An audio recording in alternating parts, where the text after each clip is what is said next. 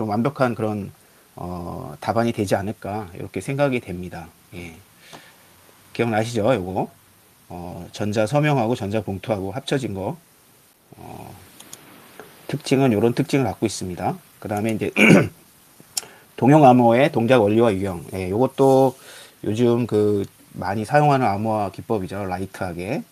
그래서 하는 방식은 좀 가벼운데, 근데 이제 풀 때 좀 그 되게 어렵죠. 그래서 이렇게 이제 예제를 가지고 구성도를 만드시면 될 것 같고요. 그래서 80, 18 해가지고 저는 이걸 안 하고 있거든요. 요거를. 그리고 유형은 완전 동형하고 준동형이 있고, 그 다음에 이제 사례는 요걸 다시 한번 써도 되고, 다른 거를 하나 이렇게 해주셔도 되죠. 그래서 관련된 그 기술은, 요런 기술들이 있죠.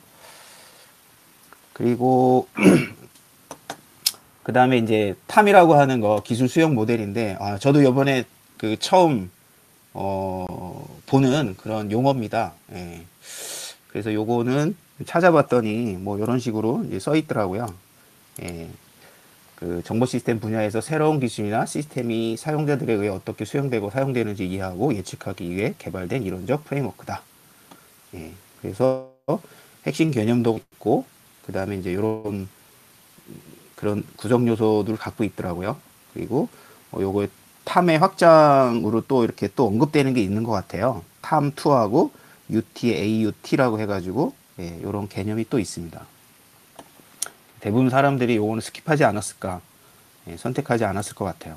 물론 알고 계시면 고득점을 맞을 수 있는 그런 것도 되겠지만, 예.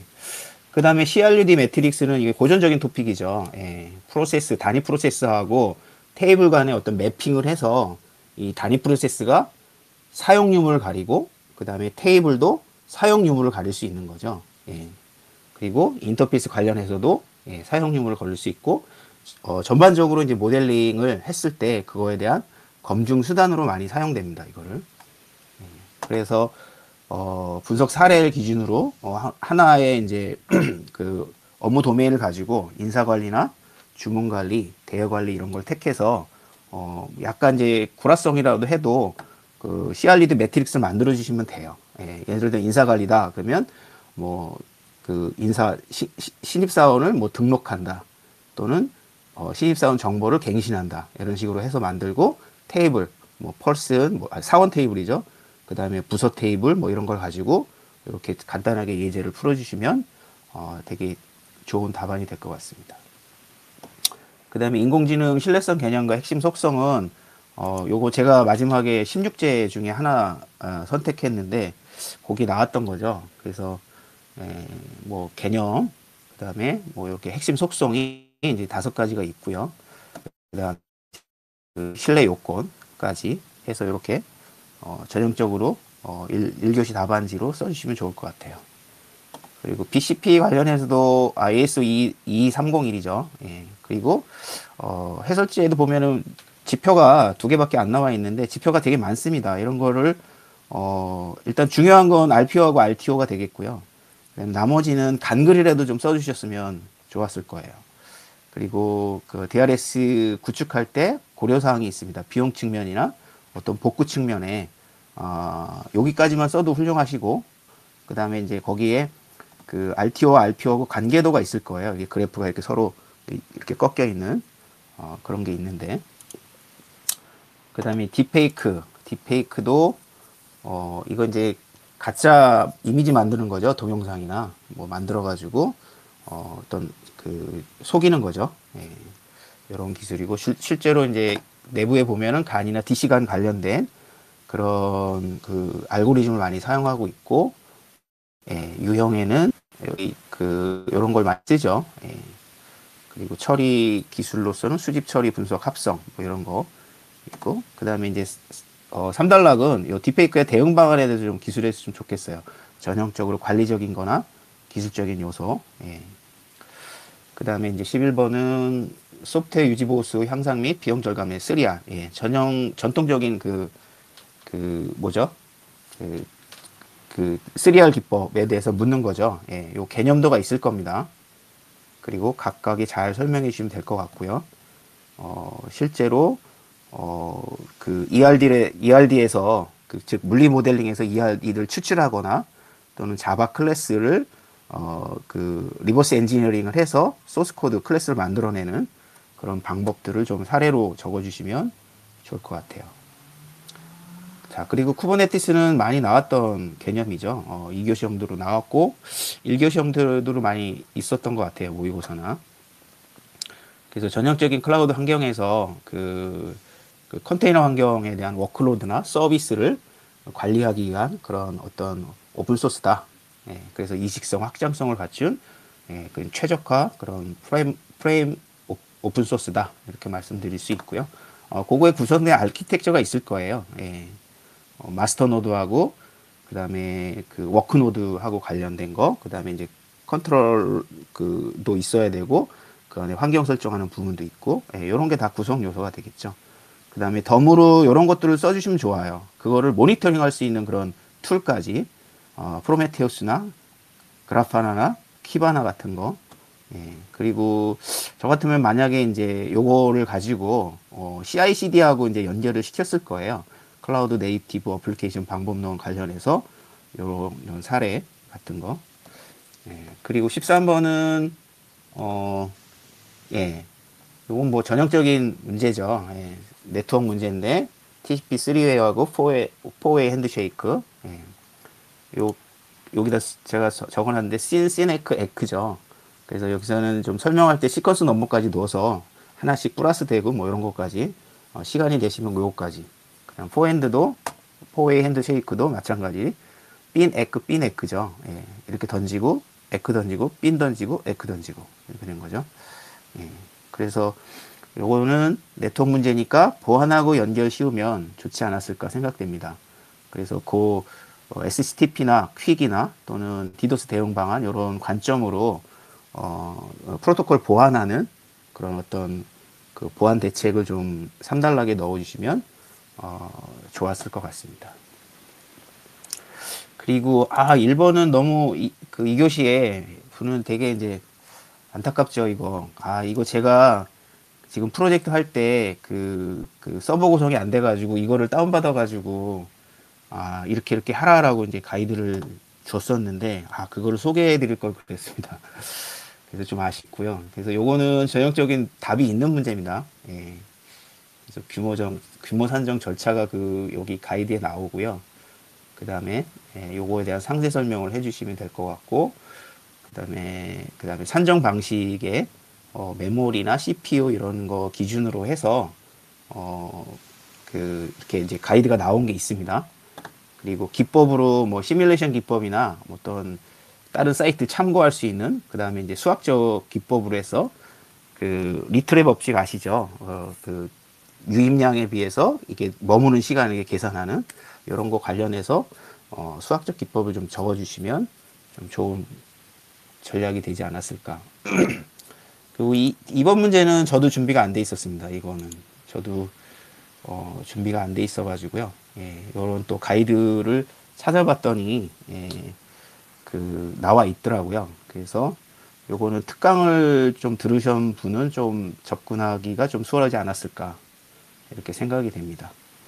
그리고 3번은 이제 ISO 2만이잖아요. 요거는 ITSM하고 ITIL의 그 전형적인 프레임워크가 있을 거예요. 그거를 개념도로 그려줘 주시고 거기 들어가 있는 내용, 구성 요소를 좀 설명하시면 되고, 더불어 SLA하고 SLM까지 언급해 주시면 될 것 같고, 그 다음에 ITIL 4.0에 나오는 서비스 밸류 체인인가요? 그런 쪽에 관련된 내용들을 좀 설명해 주시고, 그리고 요 고려사항으로 이런 것들을 좀 적어주시면 좋을 것 같습니다. 구축 중에 어떤 이슈나 문제 관리, 그 다음에 경험치 기반의 어떤 자산화 관련해서 좋을 것 같고, 그 다음에 자연어 처리는 자연어 처리죠. 요것도 제가 아마 만약에 시험 들어갔으면 뭐 스킵했을 것 같아요. 이 문제는. 그래서 다 해결제 설명을 드리고요. 그 다음에 요건 개인정보의 PBD 관련해서 개인정보 뭐죠? 개인정보 보호법 말고 그, 그 가이드가 있는데, 지침이 있는데, 예, 거기에 요런 내용들이 많이 나와 있습니다. 거기인데, 근데 이제 문제는 이 8대 전략이 문제죠. 예, 7대 원칙은 다 암기하고 계셨을 거라고 생각되는데, 예, 저도 8대 전략은 암기하고 있지 않습니다. 그래서 요거는 썰로 한번 풀어지지 않을까. 어쨌든 8개는 써야 되니까. 그래서 그 마지막으로는 이제 개인정보보호법하고 그 이거하고 이제 비교를 좀 해주면 조금 더 나은 점수가 되지 않을까 생각되고요. 그 다음에 데이터 안심구역의 정의하고 기능하고 지정 요건에 대해서 설명하시고 나왔는데, 예, 요거는 그 ITP의 그 모의고사는 없었고, 과거에 찾아보니까 이제 라이즘 쪽에서 모의고사가 하나 있었더라고요. 한 2년 전인가? 예. 근데 이제 요 관련해서 작년에 7월에 나온 그 문서가 있습니다. 제가 그 다운을 해놨는데 나중에 제가 다 공유해 드리겠습니다. 그걸 한 번씩 읽어봐 주셨으면 좋겠습니다. 그래서 제가 만약에 했으면 저는 1번하고 3번하고 5번, 6번을 들어갔을 건데, 저도 굉장히 어려웠을, 그냥 이겨셨을 것 같아요. 예. 되게 이제 이런 거 같은 건 썰을 풀어야 되고, 요거는 한 번 읽은 거기 때문에, 기억해 낼 수 있을지 모르겠습니다, 이거는. 예. 대신에 이제 요런 문제는, 한 번은 해본 거기 때문에, 예, 좀 풀 수 있지 않았을까? 이렇게 생각이 됩니다. 뭐, 실전에서는 모르죠. 예.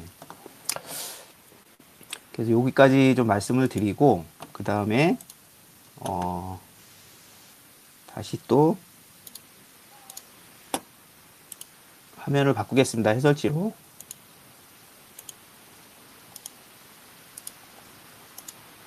예. 예. 지금 방금 어느 정도 이제 가이드를 해드렸으니까요. 좀 바로 간단하게 넘어가도록 하겠습니다. 예.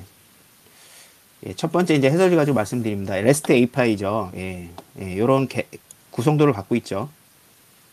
요런 구성도. 서버가 있고, 이쪽에 이제 연산이 들어가는 거죠. 그 다음에 그 전에 이제 들어가기 전에 어떤 인증 과정을 거쳐야 됩니다. 오픈 API지만, 예. 그래도 인증 과정을 거쳐야 되고, 내부에 서버하고 연계돼서 리턴을 받는 거죠. 요즘 대부분 다 제이슨 많이 쓰죠. 물론 엑셀도 쓰고 있습니다. 예, 이런 것도 다 쓰고 있고요.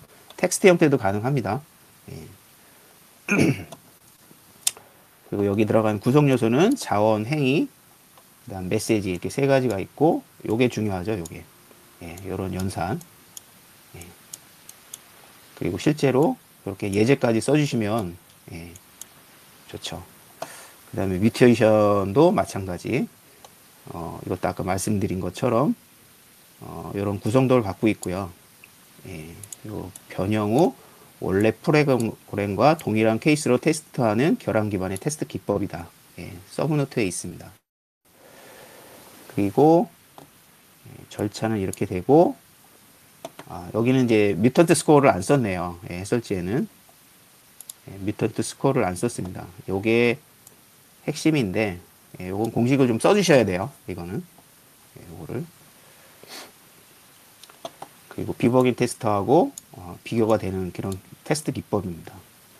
그 다음 노에스케일은 역시 마찬가지로 캡 이런 기반으로 이렇게 이제 컨시스턴스나 일관성이냐, 그 다음에 가용성이냐, 그 다음에 파티션 톨러런스 해가지고 이쪽이고, 그 다음에 이쪽이 이제 RDB 형태죠. 예, 이쪽은 성능 기반이고, 이쪽은 장애 기반인가요? 예. 이쪽이 이제 문서 기반이군요. 예, 이쪽이. 그리고 이제 요 부분이 노에스케일이라고 얘기하는 거죠. 예. 그래서 키밸류가 있고, 뭐 오도 키밸류인데 패밀리라고 부르죠. 이거는 요거를 감싼 거예요. 한번 그룹화 시킨 겁니다. 패밀리와. 그리고 더큐먼트 기반으로 있고요. 그 다음에 그래프 기반이 있고, 예. 그 다음에 도커페 최선설인가? 제가 예, 그렇게 예, 요거 절차 써주되고, 이렇게 여기도 사례를 썼네요. 이렇게 RDB 형태는 이렇게 가고, 노에스케일 기반은 이렇게 문서 기반으로 뭐 이렇게 해네요. 이건 블로그 형태의 평론을 다는 그런 것 같습니다. 예. 그리고 전자봉투, 예. 굉장히 많이 나왔던 거죠. 이렇게 이제 공개키 인프라를 이용해서 비밀키를 수신자의 공개키로 암호함으로써 온라인상에서 기밀성 있는 통신이 가능한 암호화 기술이다. 개념은 이렇습니다. 이렇게 해서 이제 해시를 만들고 그 다음에 송신자 개인키로 암호화를 하는 거죠. 여기까지가 암호화 해놓고 그 다음에 원래 이제 비밀키를 가지고 요거를 암호화를 해서 묶어주고 전체적으로 하나에 넣는 거죠. 전자봉투를 만들어서. 그리고 전송하는 겁니다. 받을 땐 요거 역으로 받아서 해석을 하면 됩니다. 먼저 비밀키를 꺼내야 되죠. 그래서 요 전자봉투를 열어서 비밀키를 가지고 해독을 하고 전체적으로 똑같이 전서설명처럼 이 문서의 해시 값을 계산하고 여기 온 해시 값하고 비교를 해서 그 다음에 이제 이게 accept냐 deni냐 결정하면 되는 거죠.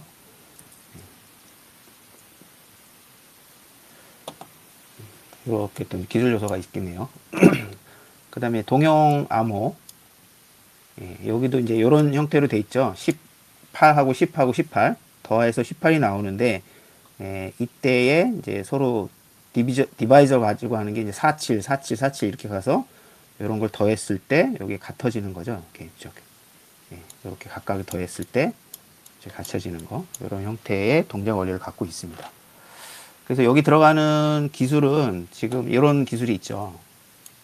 부분 동형 암호, 그 다음에 제일 중요한 스쿼싱, 그 다음 부트스트래핑, 이런 것들이 꼭 그 키워드로 들어가야 되고요. 설명은 좀 다를 수 있죠. 조금 다를 수 있지만 이 키워드는 꼭 들어가야 됩니다. 그리고 유형에는 완전하고 준동형 암호화가 있다. 각각 개념적으로 설명해 주시면 될 것 같아요. 그 다음에 아까 저도 몰랐던 탐, 기술 수용 모델, 사회 심리학 분야의 합리적인 행위 이론을 기반으로 정보기술 이용자의 행위를 설명하고 예측하는 모델이다. 이렇게 구성도가 되어 있고 여기 나와 있는 인지된 유형성, 그 다음에 인지된 용이성, 그 다음에 이용 태도, 행동 이런 구성 요소를 갖고 있습니다. 그리고 발전된 수용 모델로 여기 탐2라는 거 하는 개념이 있고 탐3라고 하는 개념도 있고요. 여기까지 알고 계셨으면 굉장히 고득점을 맞으시지 않았을까 이런 거 선택하시는 분들은 준비가 안 됐으면 피해 가야 됩니다. 이런 거. 그리고 데이터 모델링 관점의 CRUD 매트릭스 말씀드리겠습니다. 시스템 개발 시 프로세스와 즉 여기서는 이제 프로세스라고 했는데 단위 테스트예요. 단위 테스트 단위 프로세스. DB에 저장하는 데이터 사이의 디펜던시를 나타내기 위한 매트릭스다. 데이터가 아니라 데이터를 담을 수 있는 테이블 사이죠. 테이블. 결국 데이터가 되겠네요. 이렇게 이제 모델링 검증해야 되고요. 그 다음 테스트나 인터페이스 현황 파악을 위해서 이런 작업을 꼭 합니다. 이렇게 ER들 그려 놓고요. 그 다음에 프로세스를 찾아 놓고요. 그 다음에 이렇게 단위 테스트 놓고 엔티티 쭉 나열하고 나서 책 대여 주문을 접수한다 라고 하면 이게 어디서 C가 일어나는지 어디서 U가 일어나는지 어디서 삭제가 일어나는지 이렇게 표시하는 겁니다. CRUD 관점으로. 이게 이제 전형적인 CRUD 매트릭스가 되는 거고요. 그래서 예제로 이런 것들을 해주면 되는 거죠. 여기서는 고객 주문이니까 뭐 도서인가요? 뭔가죠? 이런 걸 가지고 하나 예제를 하나 그려주면 됩니다. 이게 전체 그리면 시간 낭비고요.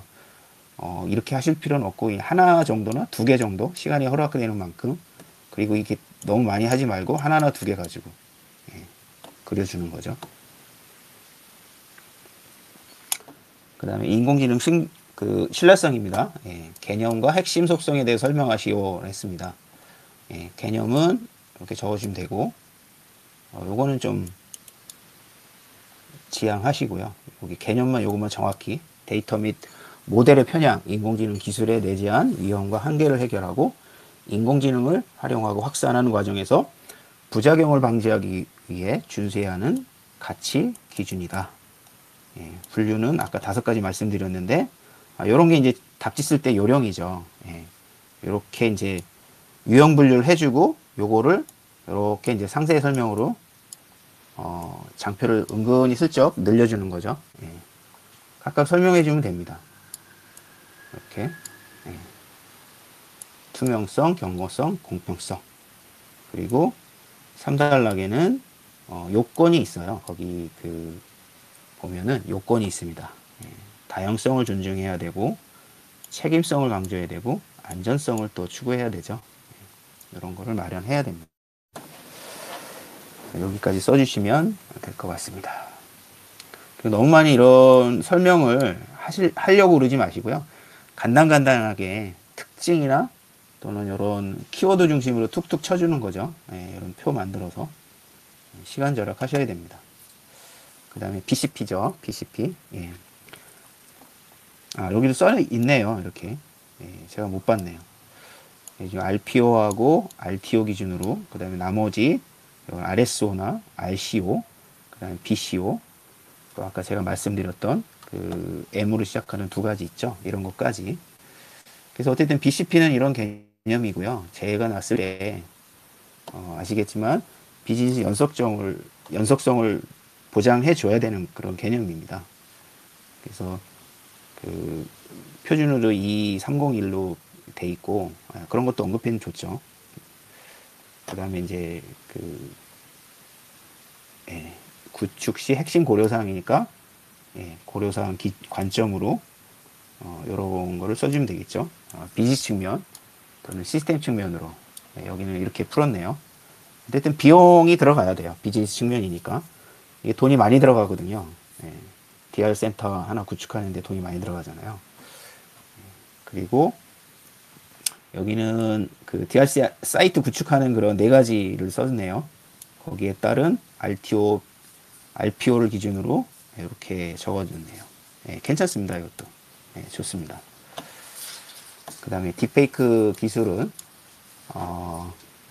이렇게 이제 얼굴 가짜로 합성해주는 거죠. 그래서 간을 이용해 원본 이미지나 동영상 위에 다른 영상을 중첩하거나 결합하여 원본과는 다른 가공 콘텐츠를 생성하는 합성 기술이다. 이렇게 보시면 되고, 오바마를 합성하는 거죠.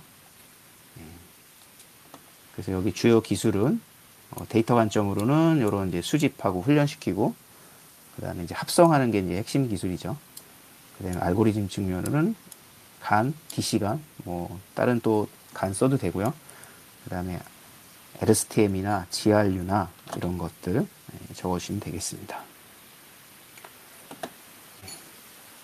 요거는 써주면 좋은데, 여기까지는 좀 써도 좋습니다. 그 다음에 시리얼입니다. 시리얼. 시리얼 개념도 요거 있죠. 순공항은 그대로 순서대로 가는 거고요. 그 다음에 앞단계에 있는 거를 다시 끄집어내서 하는 게 역공학이고, 다시 끄집어내서 다시 설계하는 게 이제 재공학이고요. 계속 했던 거를 재사용하는 게 이제 재사용이죠. 재사용. 리유즈라고 하는 거. 여기서도 리유즈 할 수 있고, 여기서도 할 수 있고, 여기서도 할 수 있습니다. 그래서 관련된 역공학에 대한 이런 절차 추출하고 분석하고, 요건 경험 기반으로 써주셔야 돼요. 중요한 건 이 용어니까요. 어떻게 하는지를 좀 순서를 적어주시면 되고, 여기서는 이제 세 개의 관계를 가지고 유지보수 관점의 실무적 3R 프로세스를 적어주셨네요. 레가시 시스템을 분석해서 개선 시스템을 하는 데까지 코드 추출하고 클린 코드 만들고, 그 다음에 설계서 다시 분석을 해서 재설계서 만들고, 그래서 어쨌든 간에 개선해가지고 요 저장소에 넣는 거죠. 그리고 컴포넌트 시키든가 이렇게 해가지고 이제 요걸 가지고 시스템을 개선하는 거죠. 쿠버네티스입니다. 쿠버네티스. 쿠버네티스 컨테이너화된 워크로드의 서비스를 관리하기 위한 이식성과 확장성을 갖춘 오픈소스 오케스트레이션 플랫폼이다. 최적화 플랫폼이다. 그리고 주요 기능은 이런 게 있습니다. 호스트 관리하고 뭐 빈 패킹하고 어플리케이션 자동화하고 확장하고 또 복구도 금방금방 하고요. 이미지 단위로 배포하고 뭐 이런 것까지 하니까.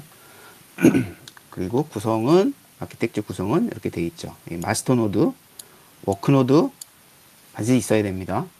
그 다음에 마스터 노드 쪽에 이 컨트롤러 개념이 있어야 되고요. 스케줄러 개념이 있어야 되고요. 외부 UI에서 들어오는 그 API 서버가 또 있어야 되죠. 이렇게 해서 이쪽으로 갈지 이쪽으로 넘겨줘야 되니까.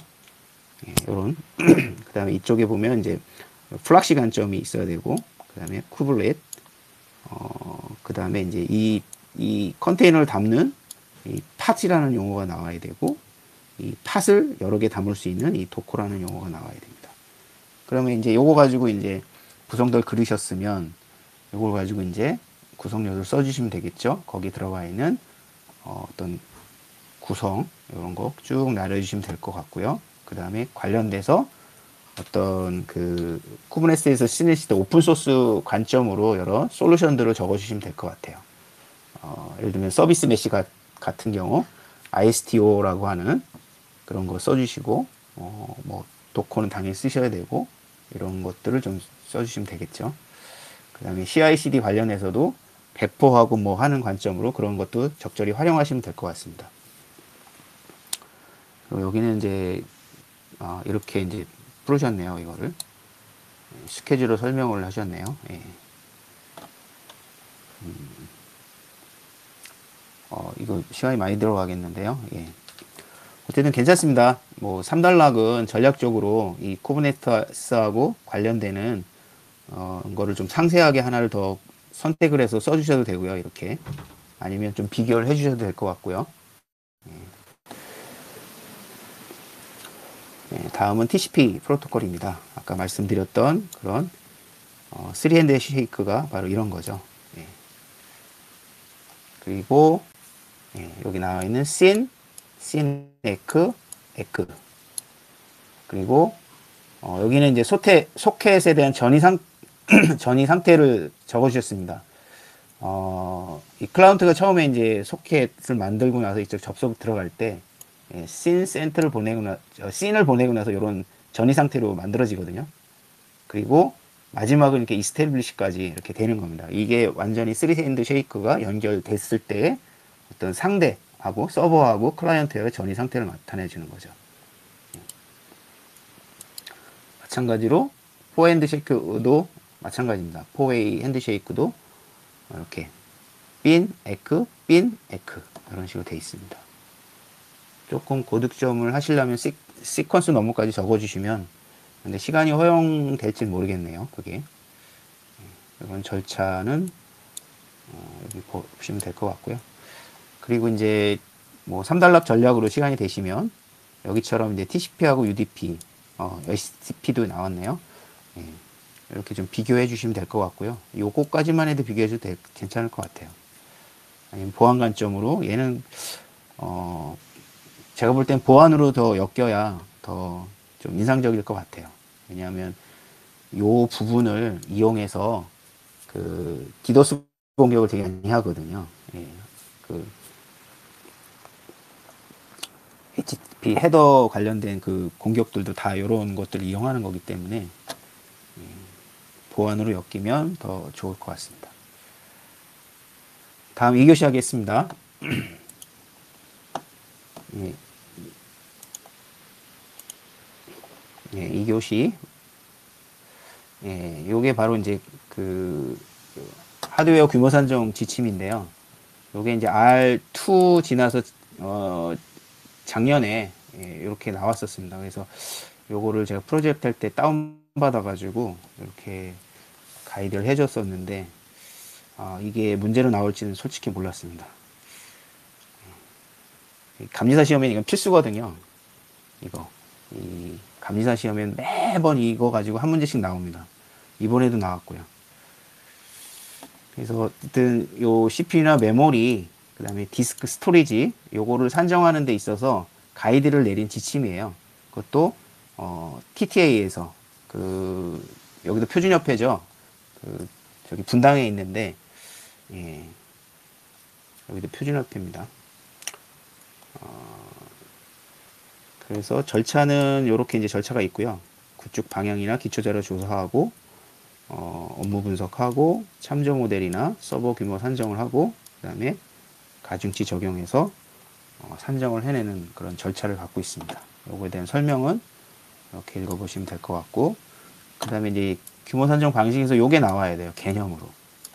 요게 필수적으로 나와야 됩니다. 이게 CPU, 메모리, 디스크 요거고 시스템 유형에 따라 OLTP냐 아니면 웹 서버냐 와스 서버냐 그래서 여기 따라 그 측정하는 게 요게 있어요. TPMC를 가지고 하는 거고요. 웹 서버 같은 경우는 이제 요거 요거 하고 그다음에 와스 서버도 요 같은 걸 쓰고 요거까지 좀 키워드로 적어주시면 어땠을까 어려운 문제지만 그리고 스토리지 관련해서는 요 IOTPS라고 하는 게 있어요. 이게 그 스토리지를 엮을 때 그 레이드 방식을 쓰잖아요. 거기에 이제 그 IO 이게 IO per second일 거예요. 아마 초당 그 IO에 대한 그런 성능 측정하는 건데 이런 것까지 키워드거든요. 이런 것도 언급해 주시면 어땠을까 이렇게 생각했습니다. 나머지는 읽어보시면 될 것 같아요. 이렇게 각각 여기 나오네요. 오퍼레이션이네요. 오퍼레이션 per second. 요게 한 2년 전에 감리사 문제로 요거 계산하는 문제가 나왔었습니다. 요거. 그래서 항상 해마다 요걸 가이드를 해주는데 기숙사 시험에 나올지는 솔직히 몰랐습니다. 이게. 그 다음에 UI UX 가이드라인 하겠습니다.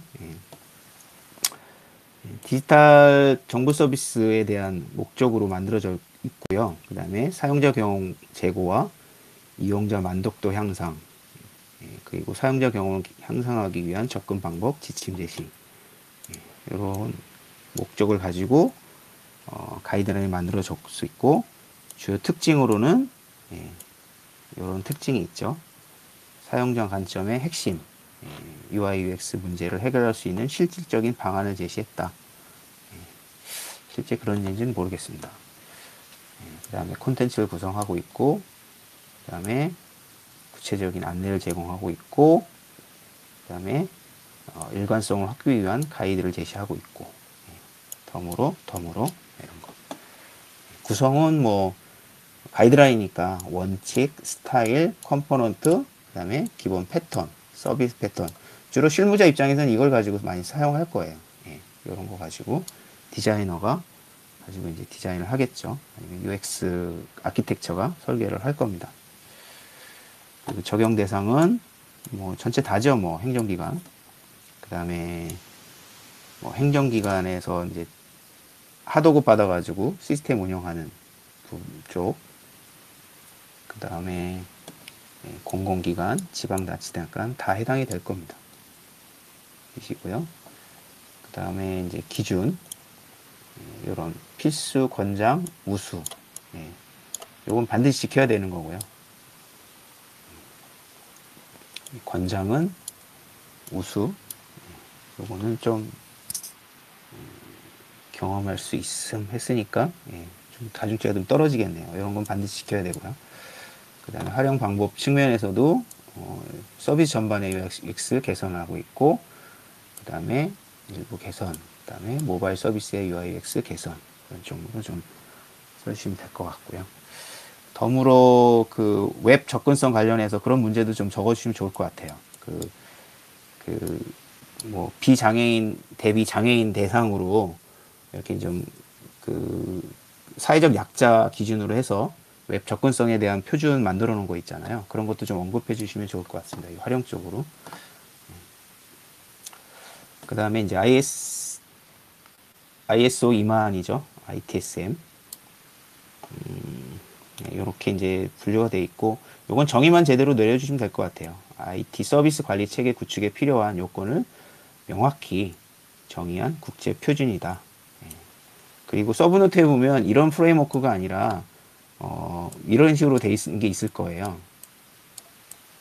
예, 이런 식으로 여기 ESCM 해가지고 이쪽은 테스트 쪽인가 품질 쪽이고 이쪽은 SL하고 SLM 쪽이고 이쪽이 아마 이런 게 구성되어 있는 아마 그게 있을 겁니다. 예. 그래서 ITSM 뭐 개념은 아실 것 같고요. 예. 시스템이고 ITSM의 구성은 이렇게 이제 구성되어 있죠. 운영 계획이나 통제, 서비스 포트폴리오, 관계 및 합의, 수요 공급과 수요, 서비스 설계 구축 및 전환, 예, 서비스 보증까지.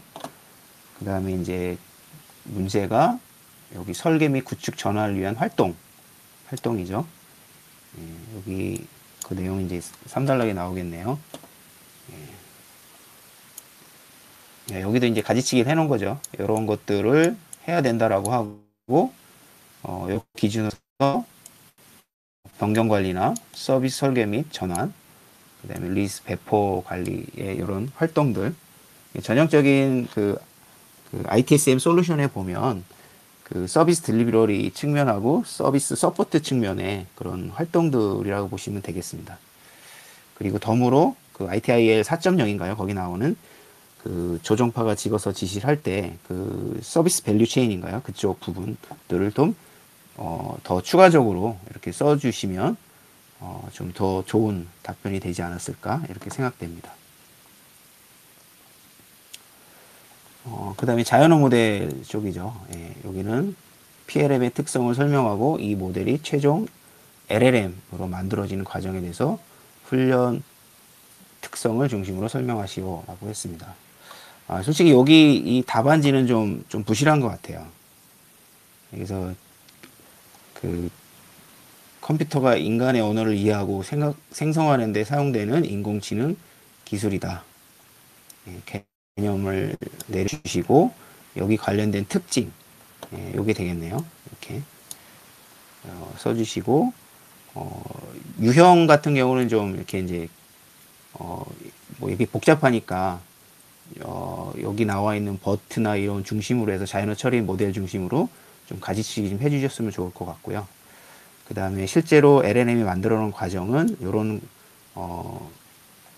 과정을 거친다고 합니다. 데이터 수집, 그 다음에 전처리, 그 다음에 토큰화인가요? 제가 그 다음에 아키텍처 선택하고 교육하고 뭐 결과 개선하고 평가하고 배포하고 이렇게 돼 있고 거기에 대한 상세 그 과정을 이렇게 여기서 써놨는데 이게 이제 해설지 치고는 뭐 그 모의고사처럼 문제를 내고 답지를 정성스럽게 만든 게 아니라 빠른 시간 내에 뽑아서 여러분들 그 수험 보시는데 좀 참고하시라고 이렇게 이제 공급하느냐고 약간 좀 답지가 좀 부실하게 만들어진 것 같아요. 좀. 그러나 이제 전반적인 그런 이제 내용은 플로우는 이제 갖고 있으니까요. 참고해 주시고 아마 요 별도로 아마 다시 해설집이 다시 만들어지지 않을까 생각됩니다. 그리고 개인정보 관련해서 PBD죠. PBD. Privacy by Design. 7대 원칙, 8대 전략. 그 다음에 8대 전략과 요거 개인정보 원칙과의 비교. 이렇게 돼 있고 일단 PBD 개념은 그렇습니다. 프라이버시에 대한 위협을 예방하기 위해 서비스 설계 기획 단계에서 보안 요소를 미리 적용하는 거죠. 그 다음에 이용자 프로세스 통제권이 보호되면서 서비스 시스템 편리성을 해치지 않도록 설계하는 기법이다. 그래서 개인정보 영향 평가할 때도 이 PBD가 굉장히 많이 나오는 그런 문제 중에 하나예요. 이쪽도. 그리고 7대 원칙은 이런 개념을 가지고 설계하고 커버리지하고 유저빌리티 기반으로 해서 이렇게 이제 7가지가 되어 있죠. 사후 조치가 아닌 사전 예방이다. 그러니까 초기 설정부터 프라이버시 보호 조치를 해야 된다. 그 다음에 이제 프라이버시 보호를 내재한 설계를 해야 된다.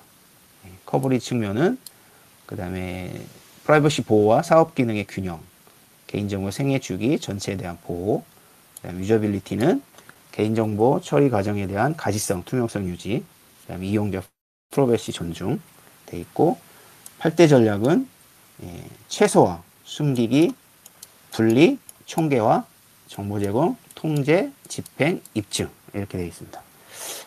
요거 혹시 암기하신 분 계실까요? 암기하셨으면 좀 대박 치지 않았을까 이 문제에 대해서. 그리고 얘는 이제 8대 전략하고 개인정보 원칙하고 비교인데 전형적인 개념 비교하고 그 다음에 상세 비교로 갔습니다. 사전 예방이고 얘는 개인정보 라이프 사이클에 대한 전반적인 그 수보 재파원인가요? 이렇게 이제 수집에서부터 폐기까지 라이프 사이클에 대한 전체적인 보호 원칙이다. 이렇게 보시면 될 것 같고요. 그래서 나머지는 상세 비교는 이렇게 좀 해주시면 될 것 같아요. 프라이버시 보호와 뭐 개인정보 수집이다. 그 다음에 접근 방식은 이렇게 돼 있고 얘는 정보주체 권리 보호 중심이다. 다음 범위 얘는 법적인 측면에서의 개인정보 처리와 보호다. 책임과 의무도 있습니다. 그 다음에 이제 데이터 안심구역입니다. 정의, 기능, 지정 요건에 대해서 설명하시오. 안심구역의 정의. 근데 요게 이제 아까 말씀드렸던 라이즈 그 모의고사에서 그 데이터 가치평가 문제하고 같이 엮여 있어요, 이게. 데이터 가치평가하고 데이터 안심구역. 각각의 문제가 나왔었는데, 공부해놓기가 쉽지 않았던 그런 문제죠. 데이터 안심구역이라고 하는 거는 접하기 어려웠던 희소 가치 높고 유용한 데이터를 다양한 분석도구의 수준 높은 사양의 분석 시스템을 이용하여 누구나 데이터 분석의 가치와 즐거움을 누릴 수 있는 그런 안전한 분석 공간이다. 절대 공간을 만들어 놓는 거죠.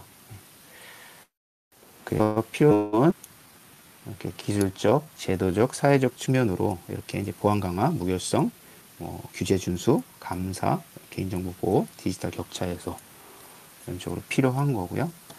그 다음에 이제 기능에 대한 개념도죠. 이렇게 이제 보면 데이터 분석 데이터가 있고 분석 도구가 있고 분석 실행 환경이 있고 근데 분석 자원 되겠죠. 그리고 실제로 사용자들은 이쪽에서 여기에 접속을 해서 분석해 보는 거죠. 이렇게 접속해 보고 새로운 또 부가가치를 좀 만들어 보는 거고 뭐 이러는 거죠. 이렇게 활용 측면하고 분석 측면으로 기능을 적어주시면 될 것 같고요. 그 다음에 이제 지정 절차 및 지정 요건에 나왔는데 이것도 이제 신청서 작성하고 접수하고 심사하고 이런 절차가 있습니다. 그래서 이 절차대로 설명해 주시면 될 것 같고 그 다음에 지정 요건은 기술적, 운영적 이렇게 되어 있습니다. 지정 요건 시설이나 공간이 필요하고 그 다음에 장비나 시스템 구축이 되어 있어야 되고 보안 대책이 반드시 수립되어 있어야 되는 거고요. 그 다음에 운영적으로는 조직 구성이나 이제 그 거고 그에 따른 이제 절차나 또는 정책 이런 거버넌스 측면에 뭔가 있어야 되겠죠. 그 다음에 요건 증명 최근 3년 이내 뭐 이런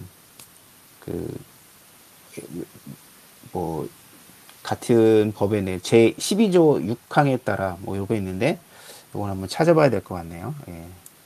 이런 자격이 있어야 되나 봅니다. 이런 것들은 좀 디테일한 게 이제 한번 봤어야 이제 기억나는 것들이라서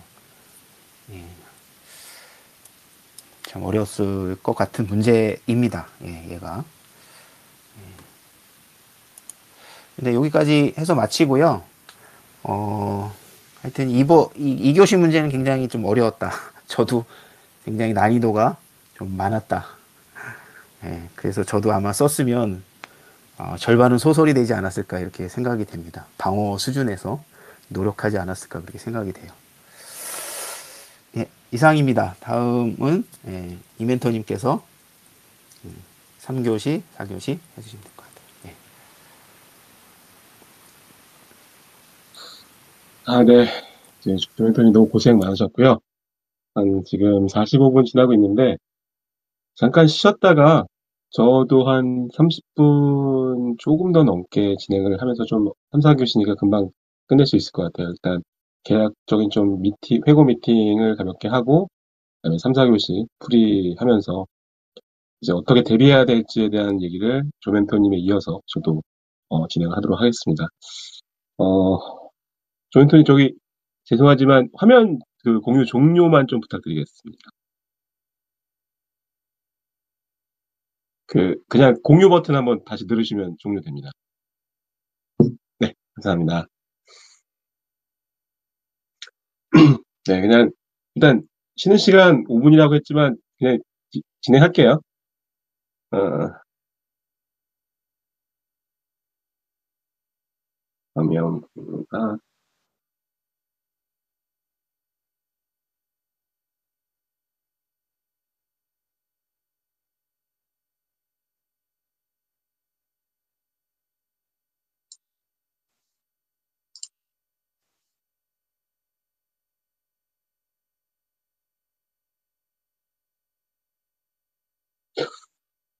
아하.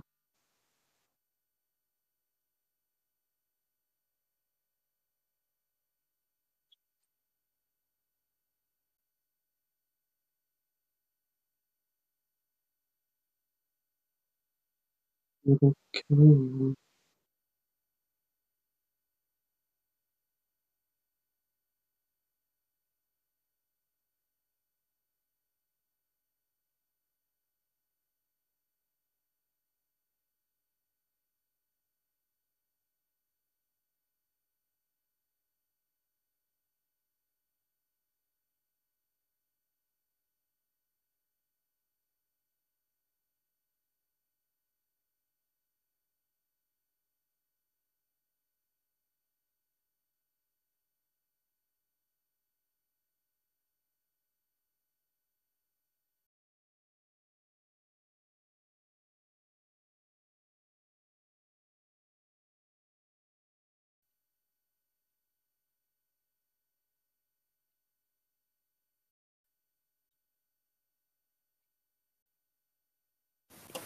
뭐 잘 안 되시나요?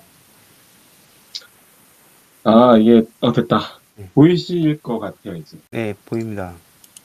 네. 네, 이제 회고 미팅 진행하도록 하겠습니다. 일단 치열했던 400분 늘 말씀드리지만 다독여 주셔야 될 것 같아요. 오늘은 어제 손목도 많이 아프실 거고 목이나 허리도 이런저런 우리 추간판 쪽 네, 잘 다독여 주시고 네, 힘내셨으면 좋겠습니다. 일단 지금은 우리 그럴 수밖에 없어요. 지금 다들 좌절하셨고 마음이 좀 굉장히 다운이 되셨다라는 거 너무 누구 다 잘 알고 있습니다. 그러할수록 좀 이제 산책도 하시고 이제 오늘 이 자리를 마련한 것은 일주일이 지나면 또 오늘 어제 그 긴장감과 긴박했던 그 순간들이 우린 사람이기 때문에 잊혀집니다. 그래서 그러한 부분들을 우리가 조금은 더 부여잡고 그러한 이제 좀 되게 민감한 상태에서 이 정리를 했을 때 좀 더 집중력과 또 기억이 오래 남기 때문에 좀 저와 조멘토님이 네, 이렇게 좀 시간을 좀 준비한 것 같습니다. 네. 뭐 이제 사실 어제 해법으로 해결할 수 없다라는 표현은 뭐 오해 안 하셨으면 좋겠어요. 여러분들 해왔던 방법들이나 노하우나 이런 다양한 시도들이 잘못됐다라는 것이 절대 아니고요. 그러한 과거 이제 가져왔던 이런 방법들 과정에서 예, 새로운 관점의 변화가 이제 필요하다라고 생각합니다. 그러한 것은 이제 역시나 피드백을 스스로 주셔야 되고 그것의 일환으로서 복귀에 대한 얘기를 제가 강조를 드렸고요. 복귀를 안 하시는 분은 내가 이 시험에 대해서 그 어떤 그 관철할 수 있는 그런 시야를 얻는 것에 남들보다 좀 더딜 수가 있어요. 자, 이제 회고로 들어갈 텐데요. 이렇게 좀 얘기를 해볼게요. 새로운 토픽이 뭐였고, 지금 이미 조멘토님이 너무 설명을 잘 해주셔서 제가 크게 이제 그냥 가볍게 짚고 넘어가면 될 것 같아요. 하지만 피해야 할 토픽들이 한두 개 정도가 저랑 좀 차이가 있었고, 요건 어차피 좀 어벽이나 이런 차이라고 보시면 될 것 같고요. 그렇다면 이제 제가 늘 강조드린 3년치 기출 커버리지가 얼마나 이번에도 많이 떨어졌는지, 그다음에 1, 2, 3, 4 교시에 대한 좀 더 상세한 얘기를 하고 그다음에 풀이로 마무리 짓도록 하겠습니다. 자, 통계 확률 전멸이죠. 역시나 제가 버려도 이제 알고리즘도 그렇고요. 자료 구조, 그다음에 OS 쪽도. 말씀드리자면 OS는 버리시면 안 돼요. 그리고 이제 알고리즘도 이제 그래도 방어를 하셔야 됩니다.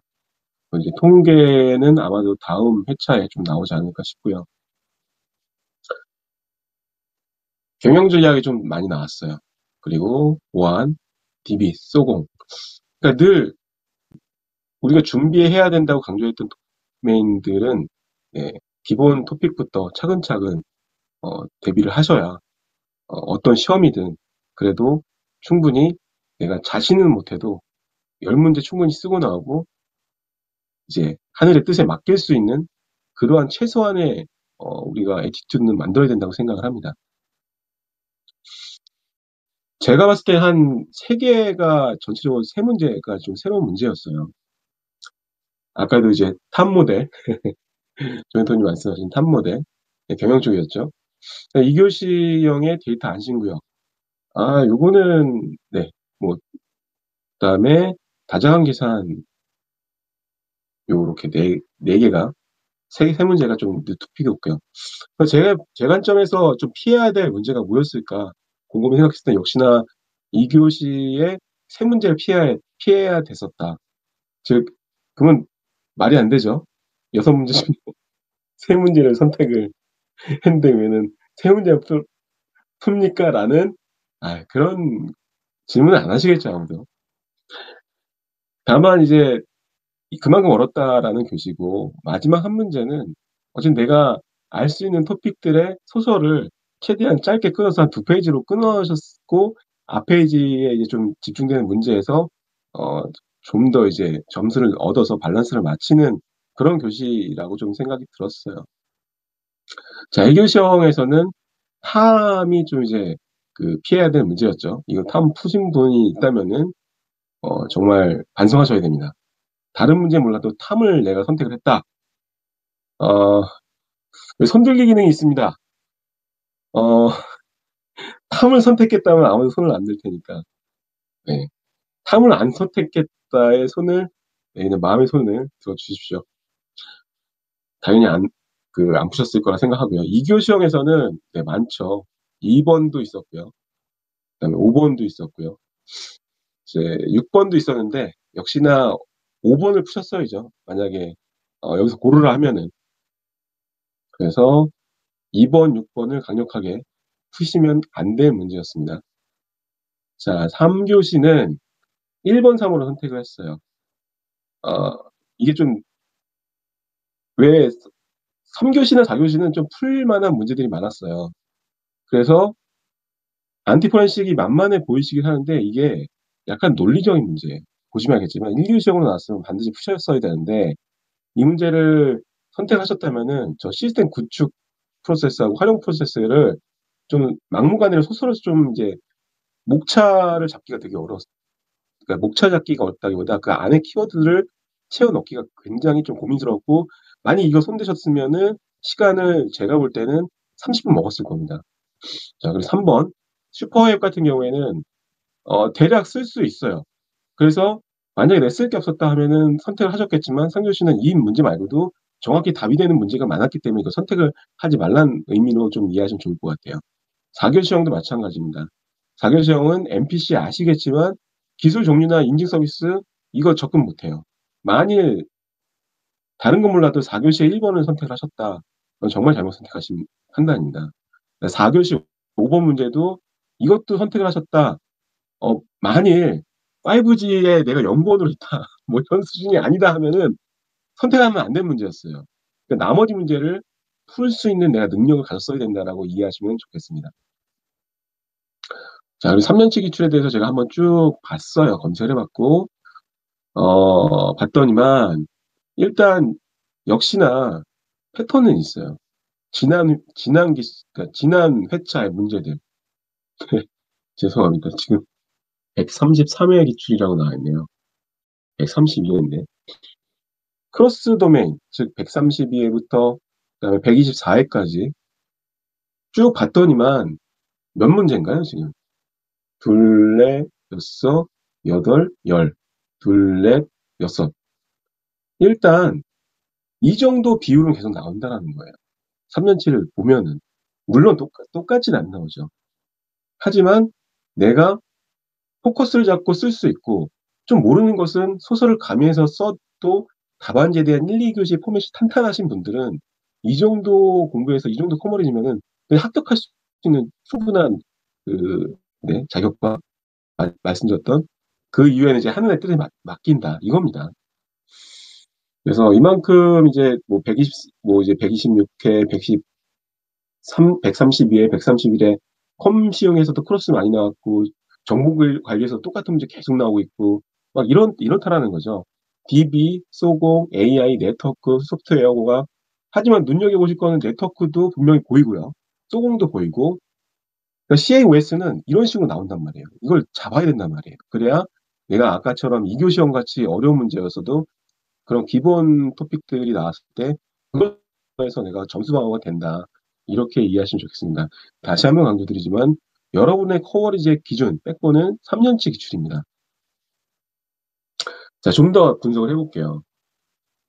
우선은 제가 이제 그 실시간으로는 아니고 준시간적으로 각 지금 이제 소프트웨어 공학과 데이터베이스, 그다음에 고안 쪽이 좀 치중이 많이 되어 있는 회차인 것 같다라고 좀 말씀드렸을 거예요.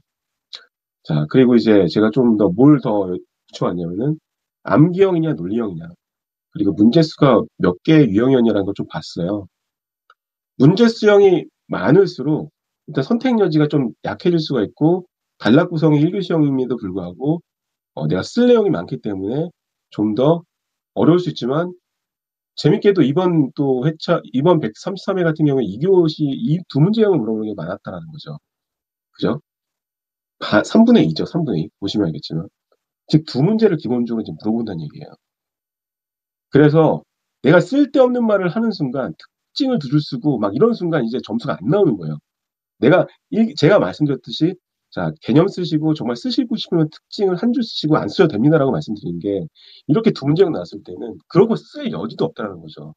이제는 좀 그 맥락을 좀 이해하셨으면 좋겠다는 말씀을 드리고 싶어서 문제수에 대한 부분을 저렇게 나눠봤고요. 그다음에 문제 유형은 역시나 우리는 일단 1순위는 암기형이에요. 암기형은 뭐다? 키워드가 명확하다. 채점자가 명확히 키워드가 있다 없다로 가지고 이 점수를 고득점이냐, 하이스코어냐, 로우스코어냐 명확하게 객관적으로 판단할 수 있다는 거죠. 즉, 채점자가 채점하기 편한 문제라는 얘기예요. 그렇다면은 우리가 선택을 10문제를 해야 될 때 약간의 논리형, 이런 CRUD 매트릭스를 사용하는 목적과 이를 표현하는 방법, 자, 목적에 대해서 고민을 하고 쓰겠죠. 근데 이제 목적이 기계처럼 나오게 되는 경우는 크게 문제는 없어요. 이걸 그러면 이제 암기형이라고 바꿀 수도 있어요. 다만 우리가 보통 그렇게 준비하기는 기간이 짧기 때문에 못할 거예요.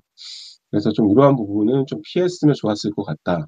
그리고 BCP와 DRS의 구축 핵심 고려사항이었기 때문에 좀 이것도 이제 고려사항으로 들어가면은 의외로 이게 고려사항을 쓰기가 애매할 경우가 많다는 거죠. 물론 DRS나 BCP 우리가 다 예상을 했고 고려사항에 대해서 어떠한 그 데이터 센터 화재 사건이라던가 정전 사건 등을 기준으로 해서 그러한 부분을 이제 그 근거로 해서 이슈를 풀어놨으면 좋은 답안이 됐을 거예요. 그렇지 않은 이상 내가 지어짜내고선 고려사항이 10분에 나올 수가 없다. 네, 이렇게 좀 이해하셨으면 좋겠고요. 2교 시험 같은 경우에는 자, 세 문제형, 네 문제형, 자, 두 문제형도 있었고 다행히 그러니까 문제형으로는 세 문제형 내지 네 문제형이 제일 깔끔해요. 답을 쓰기가 물어보는 게 많아도. 그리고 이제 암기형도 적절하게 네 문제가 배치가 됐고요. 규모 한정, 그다음에 뭐 요거는 이제 암기형이었지만 당연히 걸러 써야 될 문제고요. 3교 시험 볼게요. 3교 시험도 세 문제형, 네 문제형 다 세 문제형 이상을 물어봤어요. 그리고 3교 시험이 물론 이제 객관적일 수도 있지만 뭔가 논하시오, 고려하시오, 구축하시오 이런 것들이 다 어떻게 보면 답이 없는 문제거든요.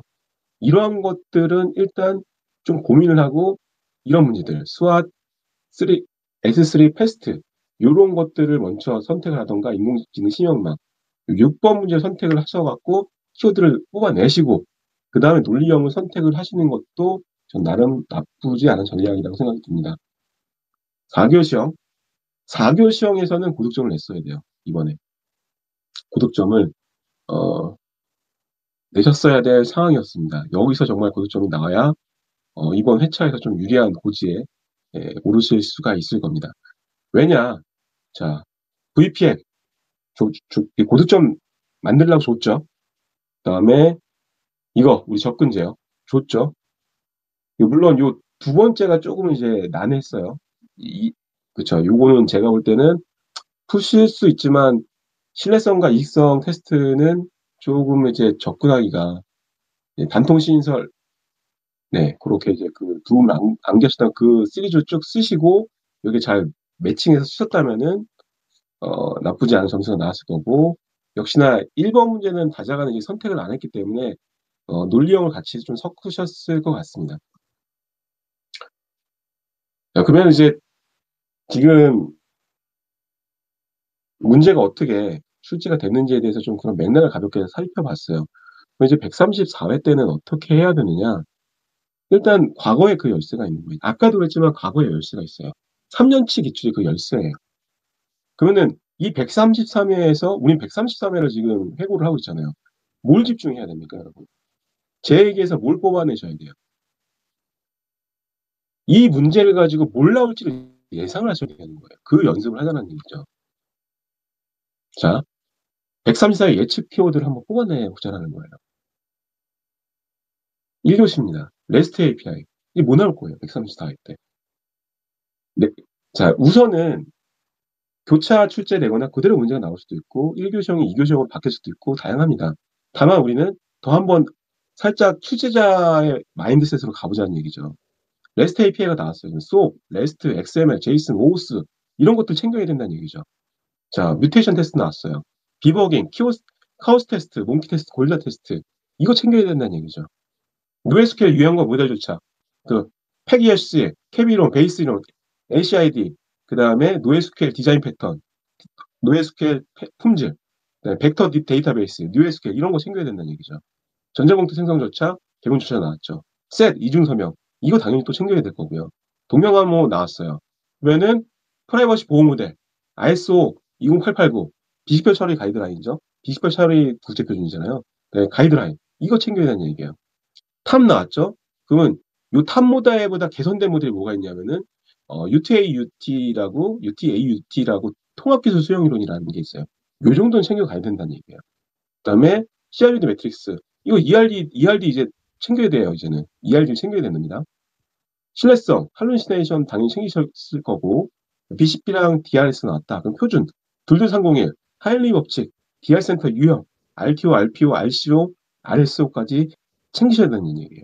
딥페이크 나왔죠? 그럼 딥페이크에 이르는 긴강 기술, 겐, 디스겐, LSTM, GRU까지 같이 챙기셔야 됩니다. 자, 그리고 소프트웨어 유지보수잖아요. 이 심3R이. 자, 그럼 뭘 준비해야 되나? 유지보수.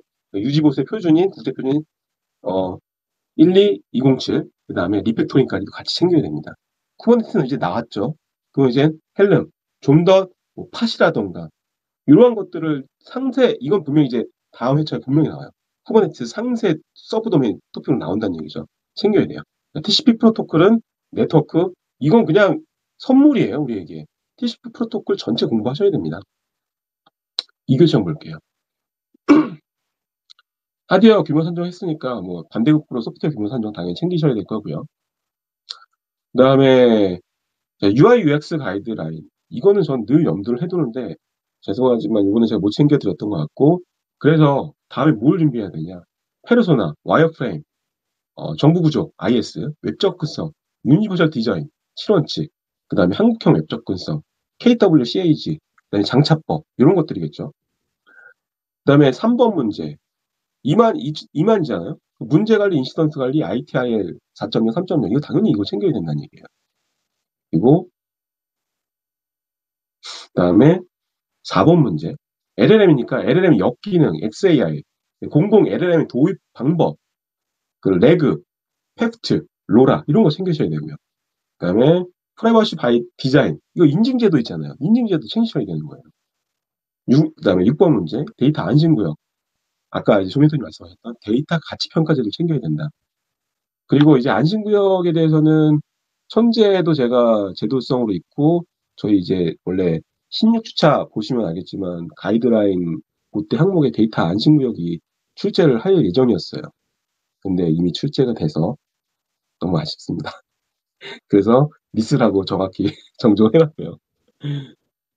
천재 꼭 보세요. 한번 천재라고 드린 그 PDF 쭉 보시면은 어, 천재 보시고 정주행 주간 시험만 보셔도 기출 보셔도 너무 할 거 많고요. 물론 기필반것도 하셔야 되고. 근데 그것만 하시면은 커버리기는 정말 안 밀려요. 네. 3교시.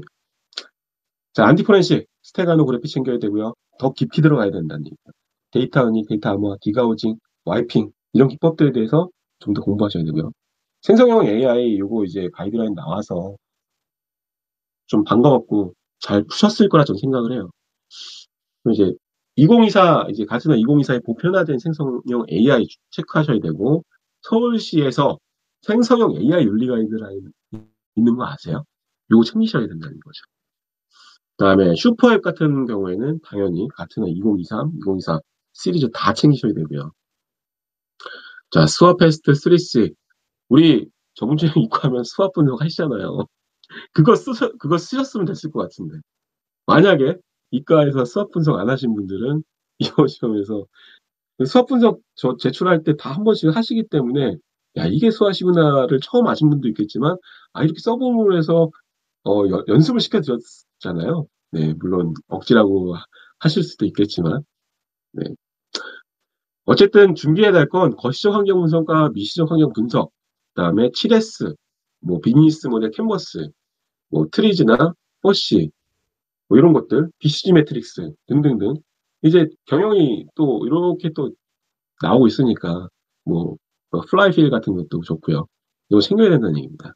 요구공학, 프로덕트 라인, 요구사항 수출 기법, 그다음에 그 소프트웨어 요구사항 명세서 표준이 뭔가요?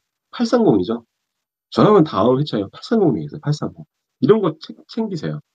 인공지능만 이거 저희 특강할 때 다 다뤘죠. 그죠? 다 이 주제로 정확히 다뤘죠.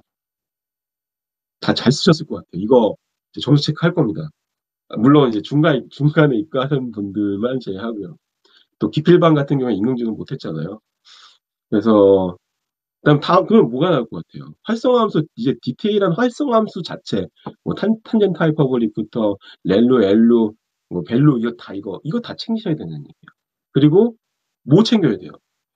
연생업체 미분 이거 챙겨야 된다. 이제 나올 거예요. 이제 아직 안 나. 반드시 나올 거라고요. 4교시 볼게요. 다자항 계산. 자, 다자 계산 사람은 유명한 게 뭐예요? 벌써 써갖고 다중서명이요. 분명히 다중서명 나옵니다. 다음 회차 됐든 나올 겁니다. 다자항 계산과 약간 유사하지만 다른 다중서명. 그리고 테스트 원칙이나 29119 이거 테스트 우리 나올 거고요. 그다음에 3번 문제. 접근 통제니까 접근 통제 메커니즘 좀 더 ACL, CL, SL 그다음에 우린 더 나가서 DB 접근 제어도 한 번 더 체크해 보실 수 있을 것 같고요. 데이터 문제가 많이 나왔죠. RDBMS 쪽 보면은 데이터 독립성, 데이터 웨어하우스 다처형 모델링, ERD, 데이터 모델링 표기법, 뭐 베커나 EI나 뭐 UML 이런 것들, 데이터 모델링의 자기 참여 관계, 키 종류, 식별자 종류 이거 다 챙기셔야 된다는 얘기예요. 왜요? 식별, 비식별이 나왔잖아요. 그다음에 5G는 모바일 엣지, 요 클라우드 요거 챙기셔야 되는 거예요. MEC는 이제 다음에 또 나올 수 있다는 얘기죠. VPN은 약간 가상화 측면에서 NFV나 프록시나 SDV나 SDP나 VLAN이나 MPLS도 같이 곁다리로 좀 챙기시면 좋을 것 같아요. 네, 감사합니다. 바로 이어서 풀이로 넘어가겠습니다.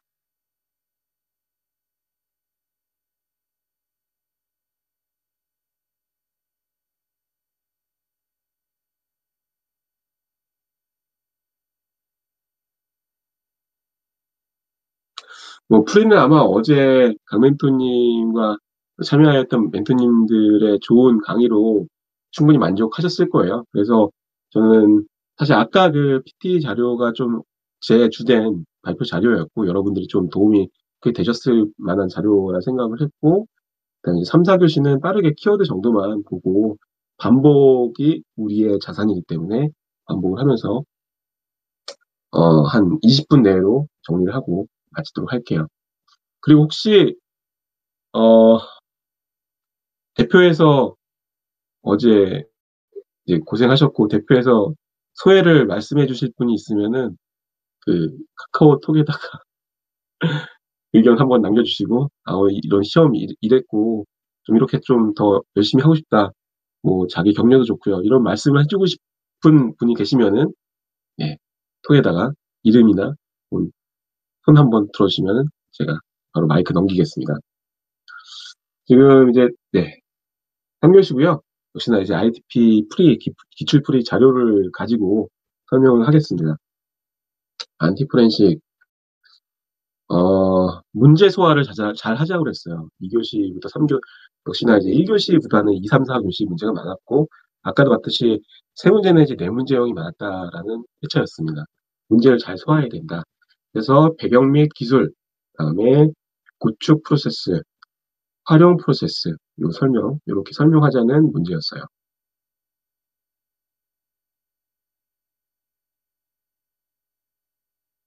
화면은 클릭하시면 크게 보이시니까 진짜 제 얼굴 보이시면은 안 되고 그냥 크게 보셔야 되니까요. 하셔서 보시면 좋겠습니다. 안티 포렌식은 디지털 포렌식에 대응되는 기술이죠.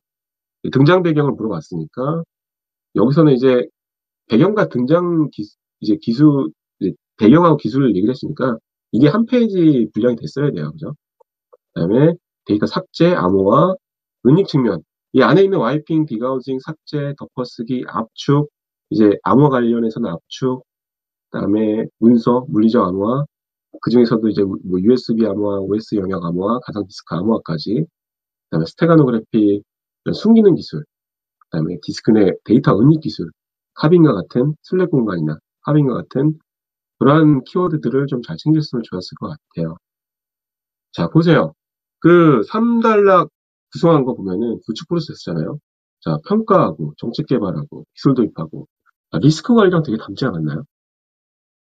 이런 관리들은 몇 개, 한 두세 개 정도만 이 프레임을 하나 만드세요. 그리고 껴 넣으시고, 거기에 맞는 키워드를 포커스에 맞게 소설을 빨리 작성하시면 돼요. 물론 이 소설이 아니겠지만, 그럴듯한 답안은 역시나 내가 평소에 연습했던 프레임과 그 절체들. 지금 보시면 거의 아래이에요, 아래. 리스크 분석. 그쵸? 거기에다가 운영까지. 교육하고, 모니터링하고. 다 쓰실 수 있는 단어예요, 그죠? 자, 그리고 시스템 활용하면 이제 뭐 프로세스 감사, 대응, 그다음에 뭐 이러한 것들이 되겠죠. 넘어갈게요. 생성형 AI 보안 가이드라인. 저희가 이 문제는 다 잘 푸셨을 것 같아요, 그죠? 이제 가이드라인 얘기를 했던, 보안 가이드라인을 했던 것이 때문에. 문제 보면은 개념, 사례, 그다음에 위협, 원인과 발생, 가능 위협, 보안 위협, 그다음에 보안 사양과 대응 방안. 물론 했지만 아마 쓰시기에 양을 이거 제가 볼 때 30분 걸리셨을 것 같아요. 한 1번 내지 2번을 배치하셨을 텐데 그랬을 가능성이 있고 어, 좀 시간 안배가 되게 중요했던 교시 같아요. 그래서 개념은 뭐 사례는 GPT, 달리 뭐 이런 것들을 잘 쓰셨을 거예요. 그래서 한 페이지로 작성 잘 하셨을 거고 주요 원인, 발생 가능 이렇게 두 개. 이, 이 컬럼 세 번째 컬럼에다가 잘 해서 편향, 환각, 뭐 합성 과정의 문제, 과도한 훈련, 오버핏이나 언더핏, 플러그인 취약점, 확장 프로그램 취약점, API 자체, 키 관리 미흡이라든가 이런 부분들. 그래서 이제 3단락에서는 개발 시 보안 고려사항, 그다음에 대응 방안을 이렇게 했고,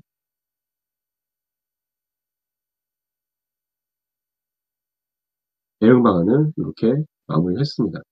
내부망 구축 시, 외부망 구축 시. 그리고 대응 방안으로는 이제 여기서 보면은 좀 아마 이제 지금 우리가 0.5 버전을 받은 거고 1.0 버전은 지금 이제 어제 이제 멘토님들이 다시 이제 버전업을 할 거예요. 뭐 고려사항은 민감, 외부, 클라우드 활용. 다 저희 그 가이드라인에서 봤던 내용들이죠. 클라우드 활용하는 것. 그대로 이제 아마 저희가 최근에 했던 특강이었기 때문에 이런 네, 전철이 잘 쓰였을 것 같아요. 슈퍼앱. 이 멀티앱을 앱 개발하신 분들이 좀 유리했을 것 같지만 슈퍼앱이라는 걸 정확히 포커스로 잡고 계셨다면은 저는 이거 하셨어도 나쁘지 않았을 것 같아요. 이 슈퍼앱 하나가 있고 그 안에 이 슈퍼앱 플랫폼이 되고 그 안에 이제 미니 앱들이 존재하는 그런 구조가 머릿속에 딱 있으셨다. 그러면은 이걸 서비스, 금융, 주문, 뭐 커머스 이런 식으로 그냥 프론트, 백엔드, 레파지토리, 그다음에 요 클라우드 서비스 측면으로 쪼갰다면은 굉장히 나쁘지 않은 답안이 나왔을 거예요. 그래서 멀티앱에 대한 비교 이것이 어, 미니 앱과는 다른 이제 각각의 앱들을 가지고 이러한 예시를 쓰셨으면은 개수와 모바일 개수, 모바일 앱이 같고 얘는 한 개이고 뭐 이러한 것들 뭐 나머지는 다 비슷한데 역시나 이건 경험에서 그냥 소설 비슷하게 포커스를 잘 맞추셨으면 될 것 같다. 미니 앱은 구성하는 작은 어플리케이션이 되겠다. 경량임이나 빠른 로딩 그리고 이제 이런 활용 분야에는 뭐 카카오톡하고 배민 그냥 상상하시면 좋을 것 같아요. 카카오톡이나 뭐 토스 같은 경우 배민은 조금 애매하고요. 그걸 머릿속에 그리시고 활용 분야 쓰셨다면은 그래도 좀 나오지 않았을까. 카카오, 야놀자, 쿠팡 뭐 이런 것들 사례, 예, 뭐 이제 이슈 전망들을 평소에 연습하셨던 대로 그 관점을 우리 프레임 외웠던 그 프레임 하나 끄집어다가 넣으시면 됩니다. 자, 스와 3C. 3C는 커스터머, 경쟁자, 컴퍼니, 패스트. 이 네 가지 관점. 패스트는, 어, 우리가 이제 프레임 연습할 때도 했었고, 3C는 여기 이미 문제에서 그냥 3C를 준 게 아니고 안에 있는 구성 요소까지 같이 썼기 때문에 환경 분석이라는 것을 이미 학습을 하셨던 분이라면은 쓰는데 그렇게 어렵진 않았을 것 같아요. 수학도 우리는 다 알고 있었기 멘토님, 때문에. 멘토님, 네, 화면이 네. 닫혔어요. 공유 화면이. 어, 아유, 죄송합니다. 감사합니다. 네, 다시 제가,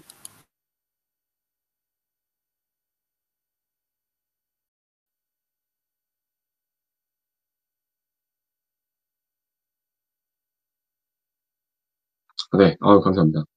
네, 수학 분석은 이런 식으로 내부 환경, 외부 환경 해서, 네, 스트렝스, 위크니스, 그다음에 기회와 위협, 이런 식으로 잘 가져가셨을 거고요. 그다음에 미시적 분석, 기업 내부 이제 분석인 거죠. 내부에서 고객 관점과 경쟁사 관점과 자사 관점에서 이제 스리스를 분석하는 그런 내용들. 문제는 여기서 또 하나 잘 보셨어야 될 게 적용 조건에 대한 얘기를 했어요. 그러니까 이러한 부분들을 이런 식으로 빼고 쓰려고 노력했으면은 점수를 잘 받으셨을 것이고 문제를 잘못 읽으신 다음에 그냥 수학 분석에 대한 얘기만 하시고 이렇게 적용 조건을 뺐다. 이러면 또 감점 요인이 될 수가 있습니다. 테스트는 정치적 혹은 제도적이란 말로 하셔도 상관없습니다. 제도적, 그다음에 경제적, 사회적, 기술적. 여기서부터 요구공학입니다. 요구공학은 기본 토픽 중에 정말 별 5개짜리죠. SRS, SRS 문서도 그렇고 용어학은 이제 개발과 관리 측면으로 나눠주고요. 추후 점검이라고 하는 이 개발 단계에서 요구사항을 도출하는 개발 방법. 여기에는 역시나 이 저변에는 이 도메인 공학이라는 엔지니어가 이제 엔지니어링이 네, 이제 그 저변에 깔려 있습니다. 필요성은 뭐 이런 식의 내용들을 작성하시면 좋고요. 자, 이 표가 좋죠. 이 장표가 제일 중요하죠. 이 장표가 머릿속에 있었다면은 아마도 이 문제 푸시는데 큰 어려움이 없으셨을 거예요. 개발하고 요구사항 관리하고 관리할 때는 협상 기준선 변경 검증. 자, 협기 변검 다들 외우고 계셨을 거라 생각합니다. 추후 점검까지. 자, 그다음에 명세서는 이것도 이렇게 이제 준비를 저는 이제 저희가 다루진 않아도 꼭 스스로 다뤄야 될 문제들이 있는데 그런 토픽들 중에 하나예요. 범위 목적, 그다음에 제약사항, 기능적 요구사항, 비기능적 요구사항, 그다음에 성능, 논리적, 시스템 속성 이런 것들. 그다음에 이제 요 플러스 알파는 제도화에 대한 얘기겠죠. 표준 계약서라든가 분쟁조정위원회 제도 설계라든가 가업의 그 심의위원회 절차 의무화라든가 이 소프트웨어 이제 설계 그 요구사항 관련해서 전체적인 개편을 통해서 이러한 것들이 의무화되고 표준화 계약서라든가 이런 소소한 내용들이 다음에는 토픽으로 준비해야 되는 저희한테 되면 힌트가 되는 그러한 토픽들로 좀 바라봐 주셨으면 좋겠습니다. 신경망은 이제 뉴럴 네트워크 이런 개념들 인풋, 입력, 그다음에 히든, 아웃풋 레이어가 있는 인간 뉴런과 시냅시스를 모방한 분석 기법이다. 구성 요소는 이렇게 돼 있고 활성 함수가 되어 있고 피드 피드포워드는 말 그대로 이렇게 계산하는 거예요. 값과 입력 값과 가중치와 절편 요것들을 계산을 해서 정답과 비교하는 그 과정 이것을 피드포워드라고 하고요. 라벨드된 즉 정답과 예측된 값의 차이에 MA든 그다음에 민스케어 에러든 루트민스케어 에러든 이러한 2차원 방정식을 이용해서 연쇄법칙에 따른 그 가중치 즉 W 값의 미분 값을 통한 이 W 값을 찾는 과정이 역전파가 되겠죠. 그렇죠? 이렇게 경상화법 이용하고 롤체인 이용해서 반복을 한다. 언제까지? 기울기가 0일 때까지.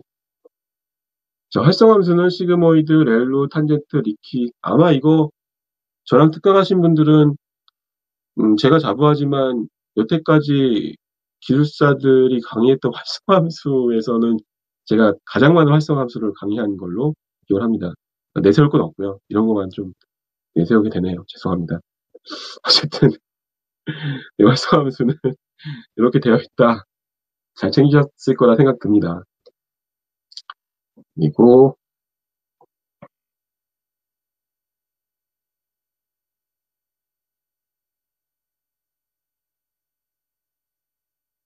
수능이 안 넘어가서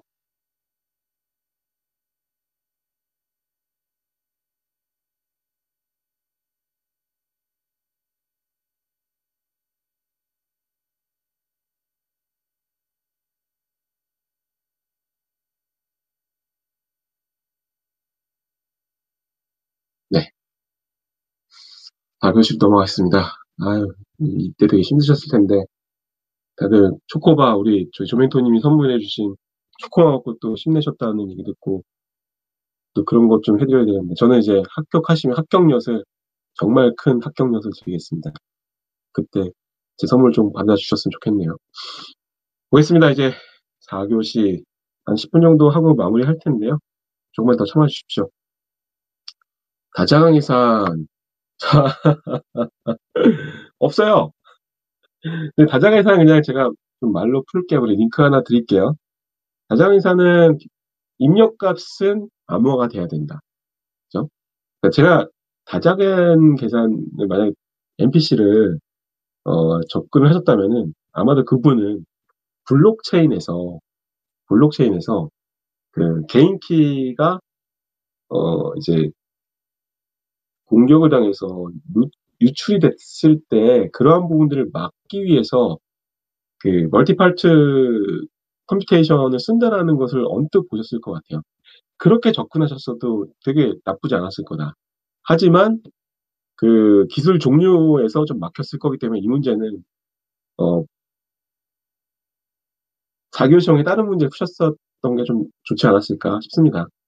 그래서 이제 MPC의 배경을 좀 이해를 하시는 게 좋은데 아까도 얘기했던 이제 블록체인과 같은 암호 이제 이런 블록체인 플랫폼에서는 워낙 분산 집중형이고 집중형이 안 되고 그 C나 RA 등이 없기 때문에 개인들이 다 이제 이 합의에 대해서 검증을 해야 된다는 얘기죠. 근데 내 비밀키를 다자가 갖고 있다가 어떤 합의에 따른 이 부분을 이 다자간 키가 있을 때만 합의를 성사할 수 있다. 이러한 좀 메커니즘인데 당연히 내 키가 공개가 되면 안 되겠죠. 왜냐하면은 내 키를 지금 이 그림에서 보는 것 같이 이 셋이 이 개인 그 입력키이자 비밀키인 이 값을 공유할 수 있어요. 다 받아서 한 사람 각각이 서로 검증할 수 있다는 거죠. 다만 문제는 이 비밀키는 복화가 되면 안 된다는 얘기예요. 그래서 비밀 데이터를 유지한 채로 연산을 해야 된다. 뭐 이런 것들이죠. 투표를 한다던가 무기명 투표를 한다던가 그러면은 투표수의 카운트는 알아도 누가 그 사람한테 투표를 했는지를 모른다라는 맥락과도 좀 비슷해요. 그러한 책이 이제 이런 다자간 같은 경우에는 이제 실사용 사례가 그렇게 이제 사용된다라는 거죠. 그래서 입력 데이터도 암호화가 돼 있고 이 비밀 데이터가 그대로 보호된 채 유지가 된 상태로 그 공동의 어그리게이션 돼야 되는 공동의 그 컴퓨테이션을 위한 목표를 달성하기 위한 그 알고리즘이다. 그래서 이 기술 종류가 몇 가지가 있어요. 그 내용들을 제가 좀 공유를 드릴 거고 기반 인증 서비스도 링크를 제가 두 개 드릴 테니까 한번 쭉 읽어보셨으면 좋겠습니다. 소프트웨어 테스트 해서 이제 테스트. 근데 어떤 테스트냐? 이걸 여기서부터 와 좋아 좋아 하고 여기서부터 보셨으면은 낭패다. 무슨 얘기냐면은 여기서 분명히 포커스를 이렇게 제시했단 말이에요.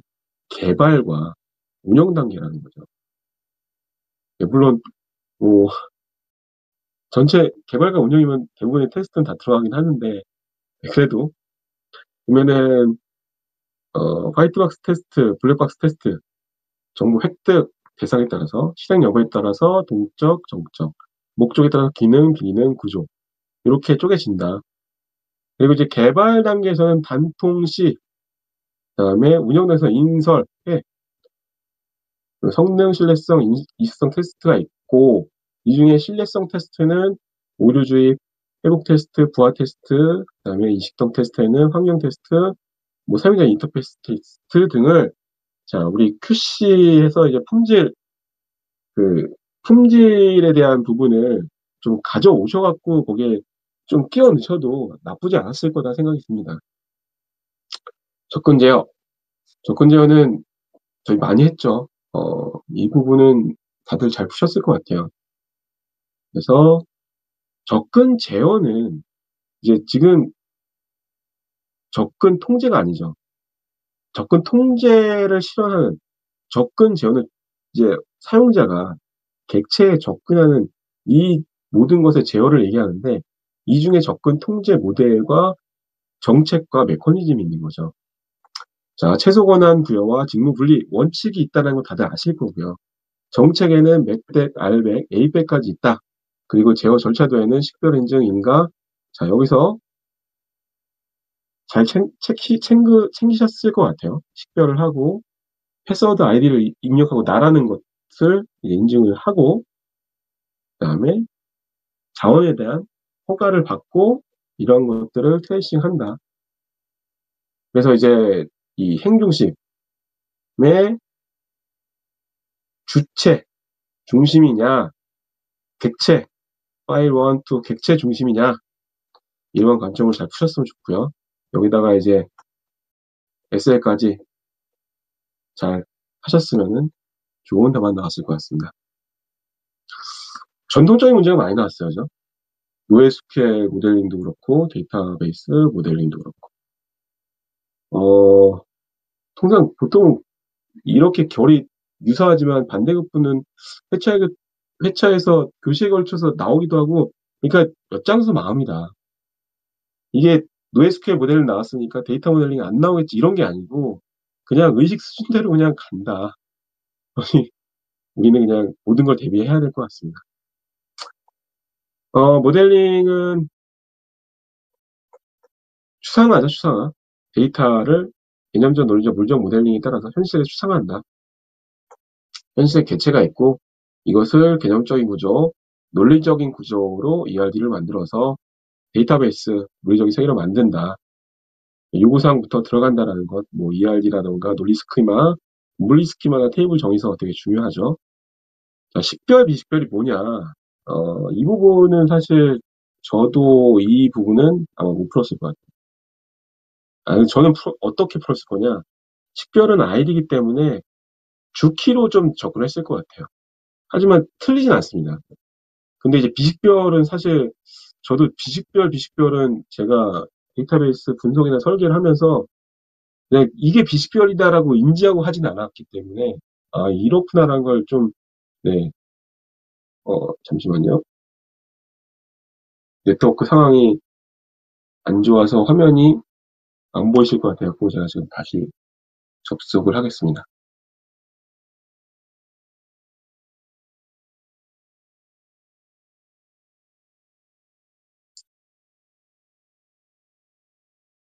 네, 그래서 결국엔 이 얘기예요. 유일하고 대표를 하고 중복이 없는 이 주키가 이 하위 엔티티의 주키가 되느냐 아니면은 주키가 안 되고 그 안에 일반 속성으로 들어가느냐 요 차이입니다. 비식별 관계, 식별 관계. 그렇게 하고 이해하시면 되겠습니다. 자, 두 문제 나왔네요. 오지 특화망. 와, 이걸 또 낼 줄 몰랐어요, 진짜. 그러니까 상이라고 하지, 난이도를. 이거 풀면 안 됐어요. 이런 거 나오면은 야, 이거 왜 냈어? 욕을 하지 마시고 안 풀면 되지. 죄송합니다. 네, 그럴 정도로 좀 오히려 채점자를 놀릴 수 있는 그러셔야 될 것 같아요. 이거 야, 나 오지화 특화만 했는데 이음 기억나는데 반전 회피? 우리가 이쪽 분야에 안 계신 이상 뭘 어떻게 하겠어요. 이 전파 이제 정보통신 쪽 그 그쪽 문제 아닌가요, 이거 거의?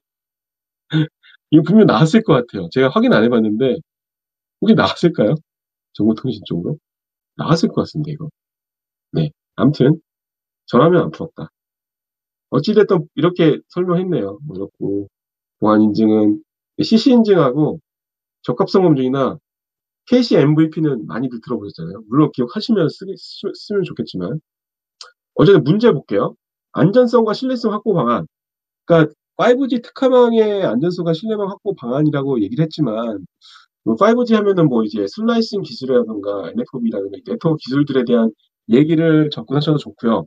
여기처럼 그냥 일반적인 그 인증 측면으로 접근하면 좋고요. 어쨌든 뭔가 키워드가 될 만한 내용들을 보안과 네트워크로 역대 5G스럽게 좀 쓰셨으면 좋았을 거다. 네. 이중화 기술 적용, 네, 기지구 이중화. 이게 약간 보면 이제 BCP 관점이네요. 그죠?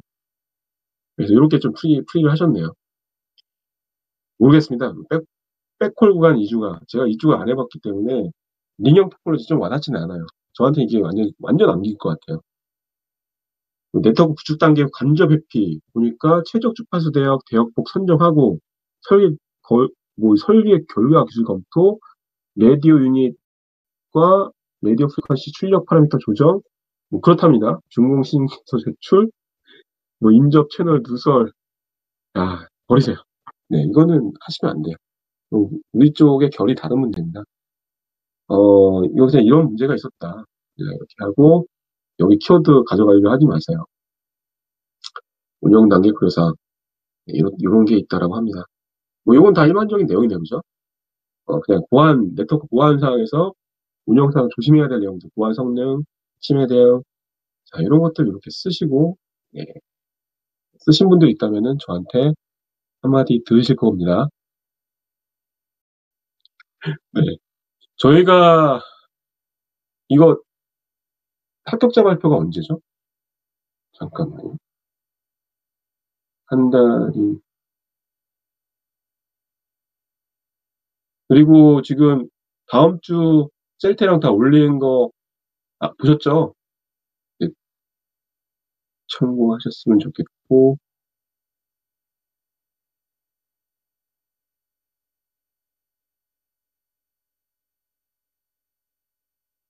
시험 일정이,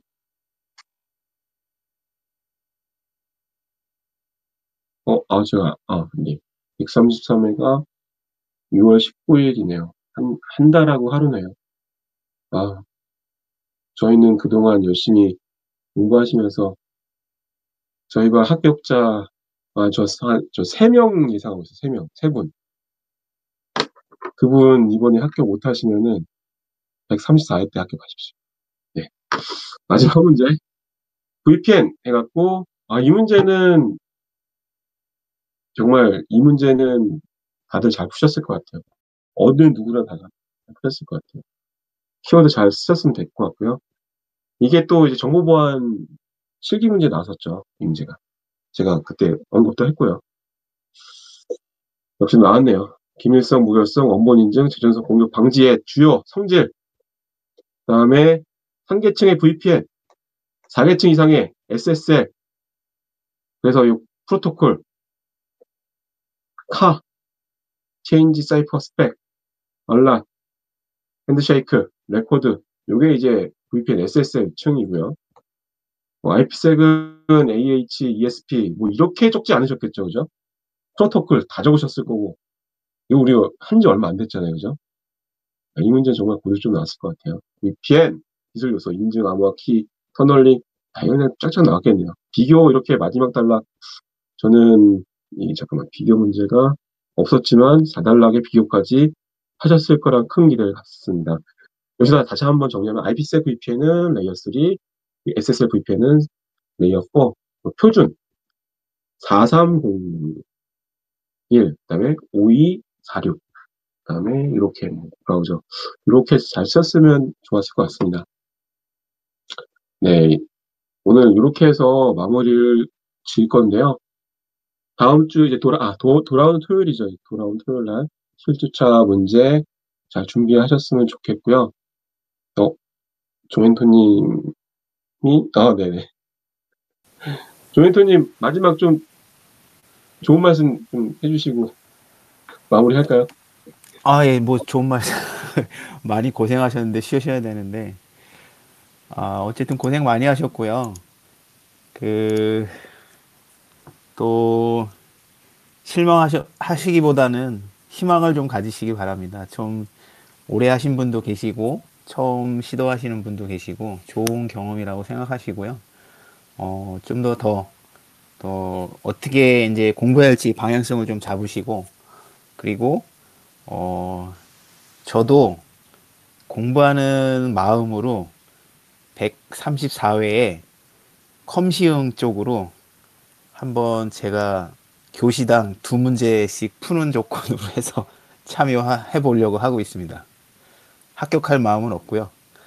경험을 그대로 유지해야 될 것 같습니다. 저도. 예. 아무튼 고생 많이 하셨고 같이 우리 이멘토님하고 같이 열심히 달리셨으면 좋겠습니다. 예, 감사합니다. 네, 감사합니다, 조멘토님. 컴시형 도전. 합격을 해보시죠. 뭐, 어제 가요? 계셨으면, 네? 네, 컴시형이 계셨으면 모르지만, 우리 반 외운 난 신경 안 쓰니까, 우린 신경 안 예, 쓰니까, 그냥 아니, 도전하셔도 저는 너무 멋질 것 같습니다. 피해 줄까봐. 예, 하여튼, 아, 그, 예, 네, 그런 건 있죠. 네, 알겠습니다. 네, 고생 알겠습니다. 많으셨습니다. 예, 예, 수고하셨습니다. 네, 수고하셨습니다.